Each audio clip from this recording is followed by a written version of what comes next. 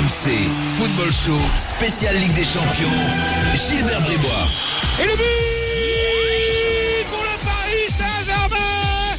Il est signé Bernat qui se retrouve face à Alisson et qui ajuste le gardien de Liverpool avec un remarquable travail de remontée de balle autour de Marco Verratti. Verratti, une fois qu'il se débarrasse, qui écarte sur le côté droit, qui récupère le ballon au milieu de terrain, qui s'appuie sur Kylian Mbappé, ça revient encore dans l'axe et qui est là pour récupérer le ballon.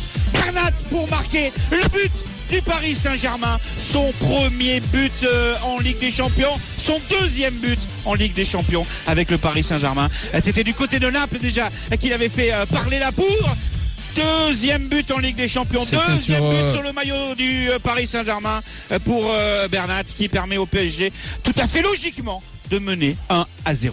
Dans l'axe, il y a Cavani, Mbappé dans la surface de réparation. Au deuxième poteau, il y a Di Maria, Cavani, Alisson, la frappe, et le but, et le deuxième but du Paris Saint-Germain, signé Neymar, à l'origine de l'action, sur le côté gauche, qui décale bien, Mbappé qui saute, Cavani une première fois, qui vient récupérer le ballon, Alisson qui le compte, et Neymar qui est là, en embuscade, intérieur du pied droit, pour la mettre au fond des filets. 2-0 pour le Paris Saint-Germain.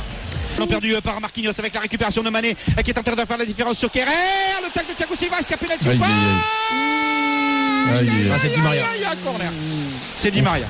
Il est gentil l'arbitre. C'est Di Maria. Il y a corner. Il y aura corner. Corneration. On va appeler Joël Quignou quand même pour avoir son avis.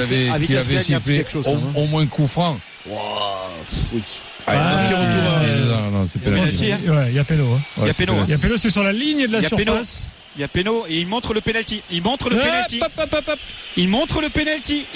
penalty après discussion dans l'oreillette avec son arbitre. Et ben moi je vous dis, il n'y a pas péno parce que Mané il tombe tout seul avant. Ouais, exactement. Ouais. Quand on le voit de derrière, on voit que Mané il est quasiment tombé. Hein. Ah, il est tombé, il tombe avant. Et ça sert la vidéo. Ah pardon, Elie, c'est vrai qu'il n'y a pas le VAR. Les écrans de contrôle dans les studios. C'est un ballon perdu par Marquinhos. Ouais, parce qu'il n'a pas le réflexe au milieu de regarder derrière lui. Oui. Et attention parce que les esprits commencent à s'échauffer. Il y a bien pénalty.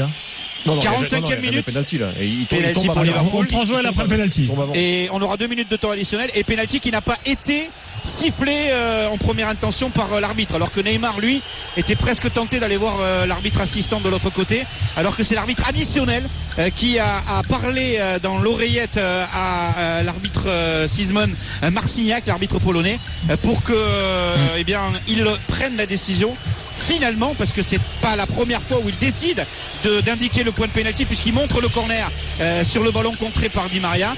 Finalement il prend la décision d'indiquer le point de pénalty, et c'est Milner dans le temps additionnel de la première période qui va tenter de transformer ce pénalty. Buffon n'a pas eu un seul arrêt à faire, et si Buffon nous sortait ce pénalty, pourquoi pas 2-0 pour le Paris Saint-Germain. Bernat à la 13e minute, Neymar à la 37e minute, le coup de sifflet d'arbitre, Milner la main sur les hanches, 2-3 pas d'élan, la frappe et contre-pied parfait sur lequel Buffon ne peut rien faire. Milner réduit l'écart, 2-1 pour le Paris Saint-Germain. Sur la première frappe de Liverpool du match. Ah oui, c'est la première terrible. action dangereuse aussi.